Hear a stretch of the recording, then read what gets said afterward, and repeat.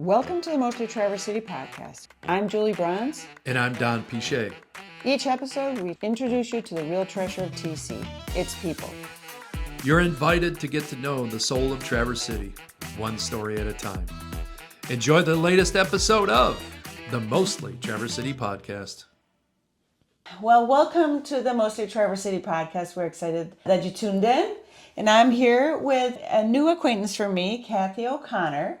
And we got connected because of the Cruising for Community, which will be May 15th, 2026. Cathy, the reason why I got connected with her was because of an organization that she leads that's called Step Up Northern Michigan. And we'll talk about that with this, and you can get some ideas on how you can get plugged into that and support that amazing group. But first off, Cathy, how'd you end up here in Traverse City?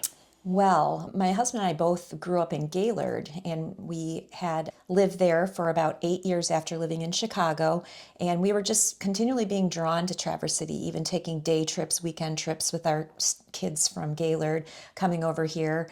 We fell in love with tennis, and we were lucky enough to get connected at the resort, the Grand Traverse Resort, and started coming over for weekends. And then all of a sudden we just started to think about, wow, wouldn't it be nice if we lived here in Traverse City? So in 2012, we did make the move with our 6 children and my mother-in-law. Wow. And we made the move over to Traverse City, and we live on Old Mission Peninsula, and we love it. All of our youngest 4 kids went through the TCAP school system and graduated from Central High School.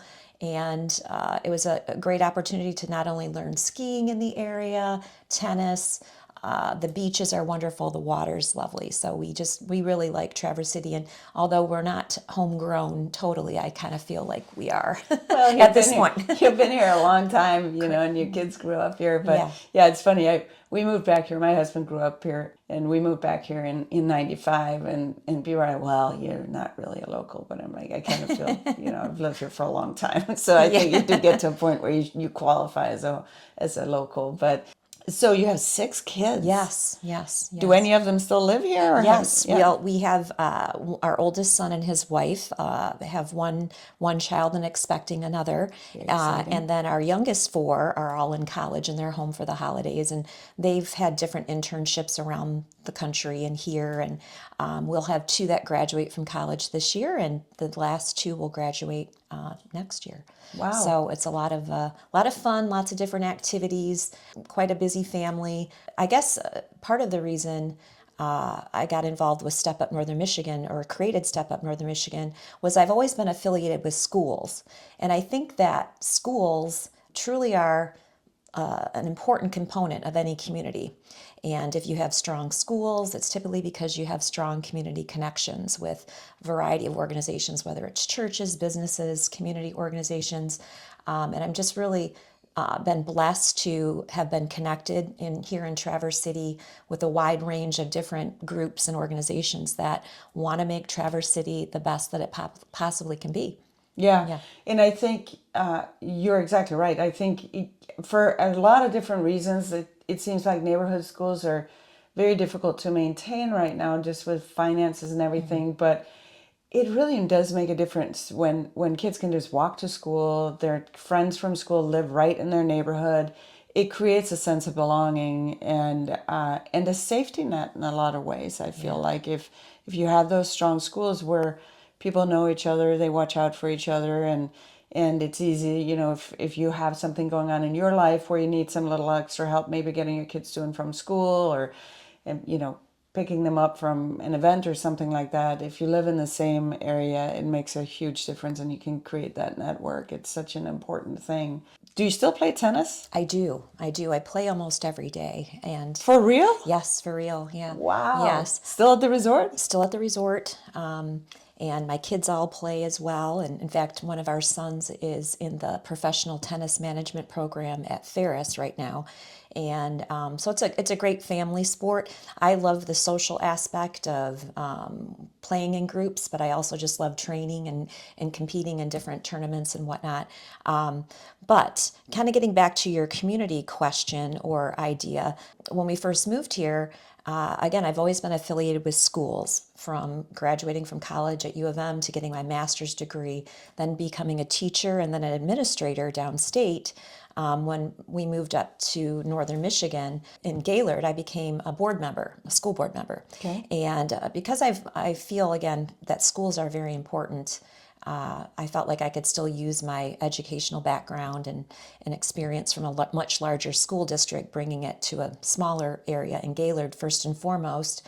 And then when we moved to Traverse City, our kids went to Old Mission Peninsula Elementary. Lo and behold, they were looking for a PTO president that year. And so the fall of 2012, I became the PTO president. Wow, moved right in. Well, it's not a job most people No, I know. really It's want. like, oh, here's a newbie. Let's get her to do it. But it ended up being a really great way for not only myself, but my whole family to get connected and make friends.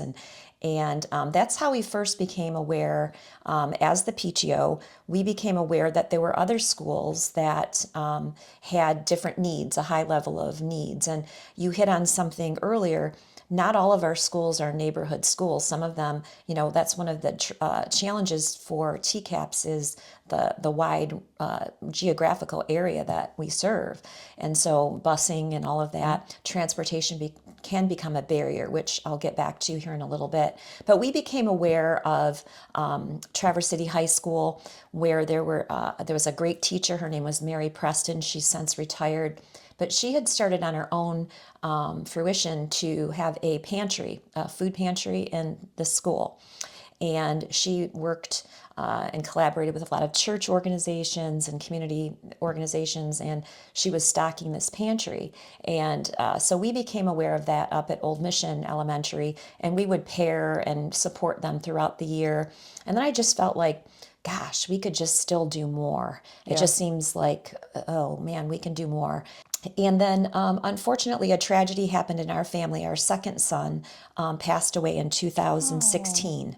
And we were already in the midst of creating Step Up Northern Michigan, becoming a nonprofit, a 501c3, and looking at other ways to bring other organizations, especially around the food insecurity issue that we have here. And so after that happened, I became even more passionate about helping students that may not always have a supportive, situation going on at home. And again, we just felt that we could do more. So in 2016, we started Step Up Northern Michigan. Traverse City High School was our first location. We started out in kind of a closet area, and we've slowly evolved to about a classroom size pantry, which now has 2 freezers, a refrigerator, shelves. Amazing. And then we've slowly, over the last few years, added other locations too, all within TCAPS and within this area. So right now we're servicing 6 pantries in that same way. What schools are they in? So right now we're at Traverse City High School. That's our largest. TC Central, TC West, Traverse Heights Elementary, Blair Elementary, and then TCAPS recently at the high school, Traverse City High School, has created a Compass Learning Center for online high school students. So they come in, several times a week, and so we have a separate space dedicated for them. When they come in, they can also access their pantry. And the other claim to fame that we have is that we really try to elevate the quality of items that we provide. And we're only able to do that through our partnerships with Food Rescue, which operates under Goodwill Industries.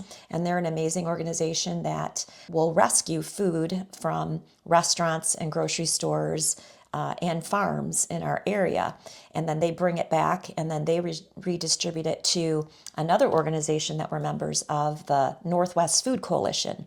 And so Step Up Northern Michigan is one of about 70 pantries, believe it or not, in this 5-county area.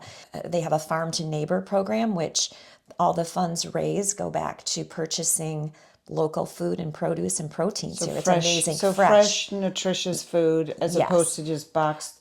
Not that we can't get away from that. But we can't get away from that for a number of different reasons. But there's also that fresh aspect to it that just makes such a huge difference. Yeah. Absolutely. And the other part, we'll get back to the transportation issue.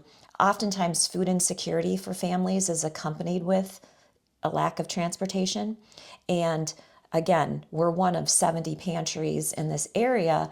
However, not all of those organizations are open at a convenient time that families can get to them. Or if you don't have transportation, how do you get to them?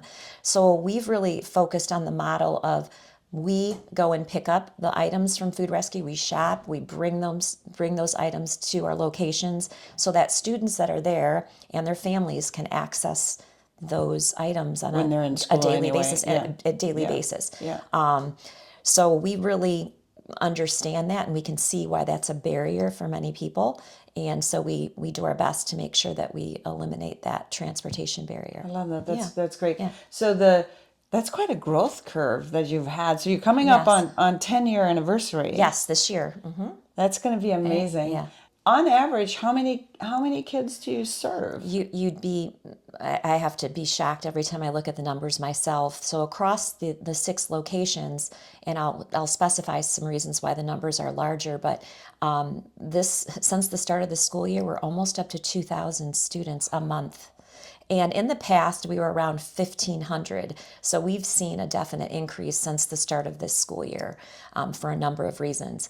So one of the initiatives that we really, really enjoy is every week, Wednesdays, we create 20 family-sized meal kits that after we pick up from Food Rescue. And what's fun about that is we never know exactly what we're going to get, and it's always fun. It's always fun and exciting to see what we're going to get. And It's like one of those cooking shows. What are we making? Yes, what are we today? going to make with Ooh, this we're today? going to uncover and see what's there. Yes, and I mean, it's amazing. It's locally grown potatoes, carrots, onions, cabbage, and then any proteins they might get. We purchase other items to fill in that nice box. So when we do that weekly, we're impacting 20 families from a size 2 to 6 people on a weekly basis. So if somebody, is that something where people say, hey, you know what, next week I would really like to be on the list for the family meal, Yes. or how does that work? That gets coordinated through the school staff, the social workers there, and they do an excellent job. In addition, we've had larger outreach opportunities during like Thanksgiving and Christmas, where we put together about 150 Thanksgiving kits and distribute them to our various locations. So all of our coordination with those types of activities, really we coordinate very closely with the school social workers and administration, and then again the students that are there can access the pantry daily if they need to.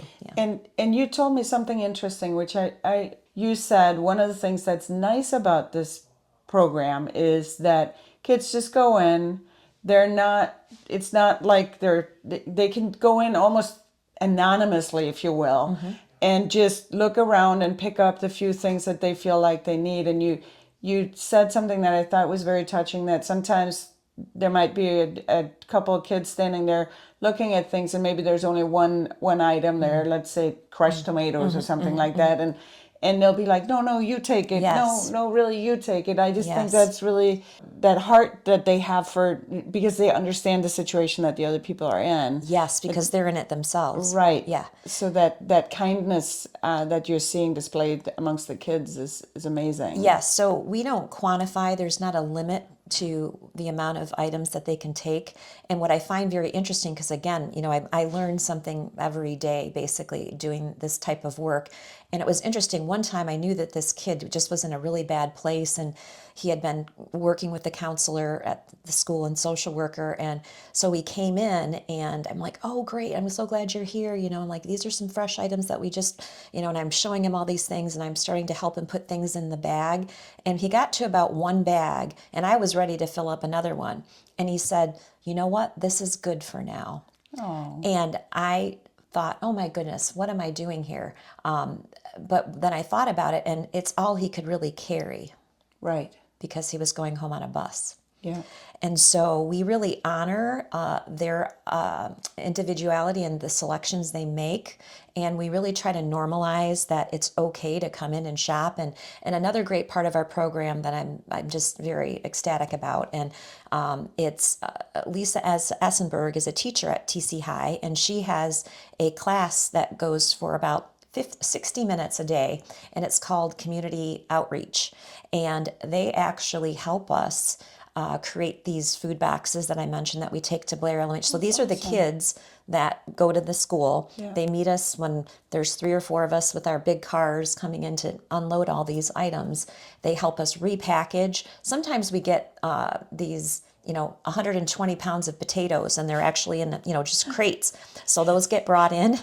The kids wash their hands. It's like we have your gloves. It's like your workout for the day. It's Yes. like, okay, I'm hauling 120 pounds of potatoes. Yes, Yeah. and then not to forget about the carrots and the Right, cabbage right. and all those other things.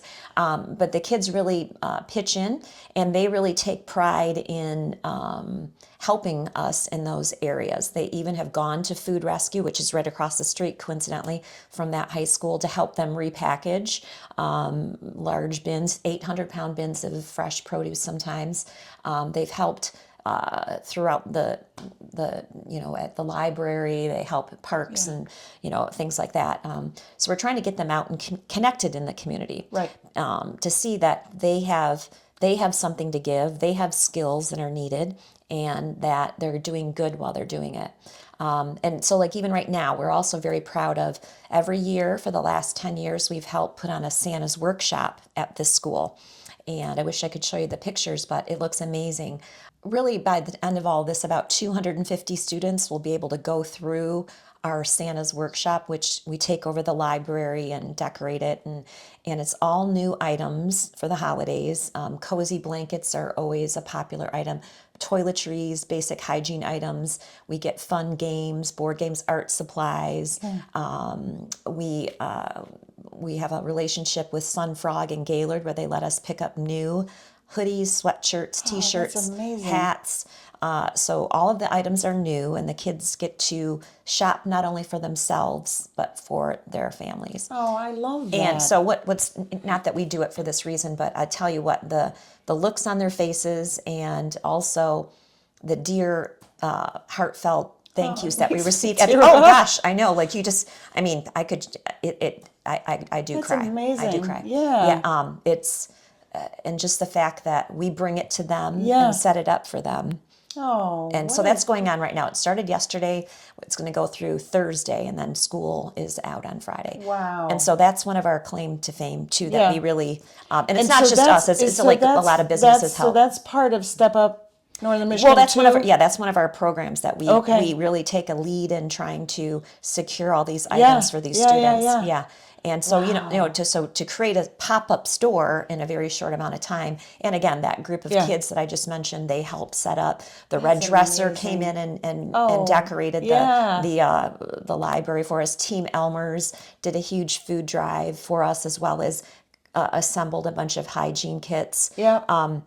And again, I think that when people walk in there and they see the kids and they see the need and they see what we're trying to do, they want to help. Oh, and well, I'm like, okay, where do I sign up? I know this year's almost done, but it's like, where can we go? Come on, Julie, let's put me on the list let's for go. next year. No, I mean, it's not just rewarding. It's just it's amazing. And it's supporting just, I think a lot of times, it's easy to get excited about little babies or kids in grade school, but I think a forgotten segment of the population, that's one of the reasons why we support Generations Ahead. Yeah. A lot of times it's forgotten segment of the population when you get into that high school age group, and a lot of people kind of like, those teens, they're just, they're scary. They probably caused it themselves, they probably, Oh gosh. It's not, it's Actually, what I've found is that they must feel like they don't have any power.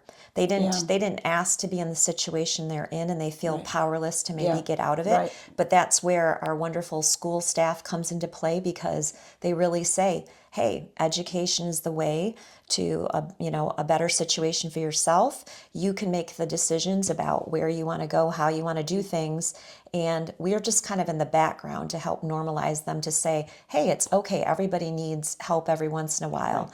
And I remember being in a couple years ago, this one girl was in the pantry with me, and she was helping me sort the items that we had purchased and were putting away. And she goes, can I just ask you, why would you do this? She's like, you're here almost every day. And I said, oh my gosh, I said, you're my neighbor, you're my friend. I want everyone to do well and be well. And it's okay to need help at different times. I've needed help at different times. And maybe someday you'll be able to help someone down the road. Everybody needs help from time to time, and the level of help that we need is different from time to time. And I think the recognition also that if you are not fed, you cannot participate. You can't participate in society. You just can't. Every level of life falls apart if you are not fed. Yes, it's that hangry feeling. It's the, there's all kinds of educational research and medical research that indicates, that a concentration and, your fight or flight, system kind of takes into place when you're hungry. And it's obvious that is a key part of it. And just, if you don't feed your brain when you're in that key part of life, if you're not getting food to feed your brain, it can set you up for more difficulty and for long-term health issues. Absolutely. Too. That then adds a whole nother financial stress later on in life, so it's really a phenomenal program. So I am super excited that we're partnering with you, and I'm just so glad because it was by chance, by another connection. Right, and I think exactly. that the more connections that we can make here in our community, and again, we only do it by communicating what the need is too. There's so many wonderful people that are willing to help in our community. I just feel like my job is to let people know ways they can help. Right. And that's not always easy too, because it is a delicate topic, food insecurity. Who as a family would like to admit, yep, I'm food insecure? How does that make you feel? Kids don't like to raise their hand and say, yep, I'm hungry, I didn't have dinner last night. That's why we try to normalize it, make it that you're going to go in and shop for whatever you need and take what you need, and there'll be more tomorrow.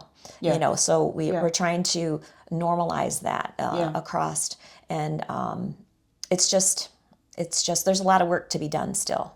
That's for sure. There is a lot of work to be done. So, and I also, you mentioned that and I think this is sometimes if you need help, there are a lot of fantastic programs, but a lot of times there's a lot of, I don't know if you want to call it red tape, but a lot of minutia that you have to go through in order to be able to access that help. Yes. And you mentioned to me that with this, you don't ask people, it's like, well, let me see your pay stub from the last month, or who do you live with, or why do you need, No. it's the kids that decide, it's like, hey, I need help. Yep. And then they go there. There's Yes. no questions asked. Yeah, especially at the high school level.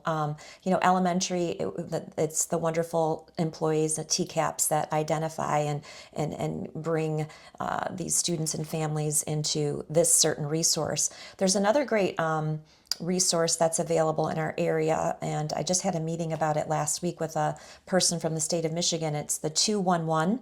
It's not 911. So that is an unutilized, or maybe people just don't know that 211 can connect you with not just food resources, but all kinds of resources, whether it's medical or dental or just other social utilities, those type of things. Again, so 211, I'm going to put a plug in for that as well, that if someone's out there listening and may not know where to turn for something, at least they can help guide you to not just other resources, or other resources in our area. So yeah, it's fantastic. So I was part of Michigan for Infant Mental Health for quite a while, and there was a couple of times where we had somebody come in that kind of gave an overview of all the different things that are available, but it's so hard to figure out if you're Yes. just sitting there. So you have to have somebody that says, hey, you know what? Go here. They can help direct you in the right direction. Because again, like you said, well, there's 70 food pantries, which is fantastic, but it's also like, wow, well, where do I go? Yes. How do I Yes. figure out what the right place for me is, Yeah. So the Northwest Food Coalition has developed a website. So if you go to the northwestfoodcoalition.org, they do list all the pantries, what times they're open. Oh, fantastic. And so they've generated an app too that you can, which one is closest to you, or you can put in, your location and That's find. fantastic. Yeah. Yeah. And again, it is, but getting there and Yes, then getting there, the getting there at the transportation, time that yeah. you need to. Right. I'll back up just a little bit. Another part of Step Out Northern Michigan originally was to not only be about food, but like mentoring and cooking classes. And so we did a lot of that in the first 3 to 5 years of our existence. We've even funded an after school program at one time, and then the pandemic hit. And we saw so many of those opportunities just kind of slowly dwindle away for a variety of reasons, of course. However, that's something at some point we really would like to get back at. But we just got really good at our model of just distributing food within this network, that we're going to continue to do what we do well. Yeah. And then we continue to look for other organizations to help maybe with these other situations. I know that LIFT is a great program in the Suttons Bay area. They have a wonderful after-school program for middle and high school students. That would be something that would be great for another organization perhaps to take on. And again, using their model, they knew that transportation was going to be an issue, and so they knew that they had to purchase 2 vans to do it. Wow, okay. Because that was one of the drawbacks that occurred with our after-school program, is even though we provided bus tokens to get home, it wasn't always efficient as it needed to be, and it was hard to keep 12 to 15 kids coming on a daily basis. So again, that transportation barrier that inhibits a lot of people. We've talked about a lot of things. Sure. That's serious. In a way, it's also fun because it's seeing good things that are happening. Support that's being built around people in need. But I want to kind of turn it around a little bit and talk a little bit just about you. So if you were to plan your perfect day up here, like what would that look like? Oh, goodness. Well, Tennis. that's obviously. easy. Yes. Tennis has to be in there. That hangry feeling. Yeah. I have that same thing if I don't play tennis. It's not really hangry. It's just this feeling. You have to go whack a ball yes. around. So tennis definitely is a part of my day. We're lucky that we have a trail system near our home that we utilize, and we have a great dog, and we like walking our dog, and then I also recently moved my parents here. They're 87 and 88, so I'm lucky to have them here close in town. So it would be dropping in and seeing them, and now with our 3rd grandbaby on the way, and so 2 of them will be here in Traverse City. I anticipate that my perfect day would be playing the tennis, having lunch with the girlfriends, then heading over to my parents, checking in on them, and then over to see the grandbaby for the day, and then walk the dog somewhere. I mean, so pretty simple things. It's but my family is very important to me, and we have a big family too, and my husband's one of 11. I'm one of 5. Wow. So we have a big Okay. extended family. Yeah. So that's just kind of how we do things, is in large groups. That's a lot of people. Yeah, it's great though. It's a blessing, Yeah. and they all kind of share the same ideas that we do, and even my kids are excited because they're home from college and they're going over to see Grandma and Grandpa, and checking on them. So yeah. Where did they move from? They moved from Gaylord. That's Okay. where we grew All right. up, and Yeah. that was interesting. They lived there 60 years of their life. Yeah. So that was a fun move from there. Yeah. Yeah.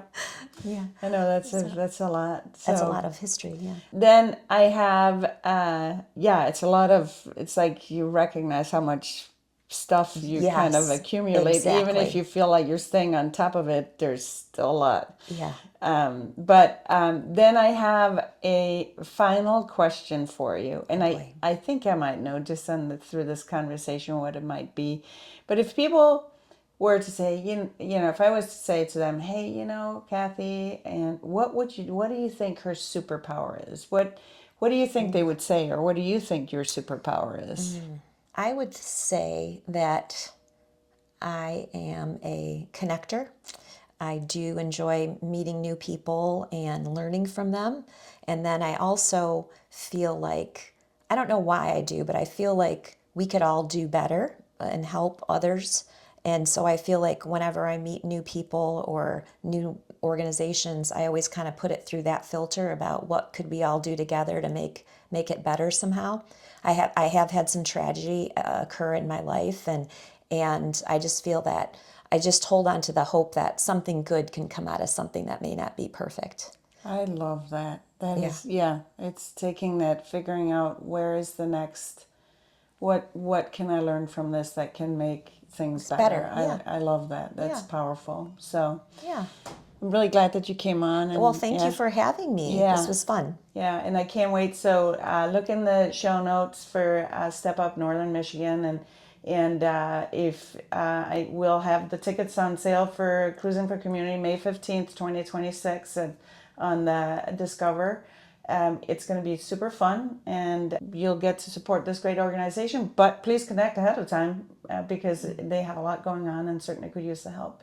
So Great. thank you for tuning into the Mostly Traverse City podcast. We're glad that you listened. Have a great day. Bye-bye. Thanks for tuning in to the Mostly Traverse City podcast. Until next time, stay curious, stay connected, and keep living your own kind of magic.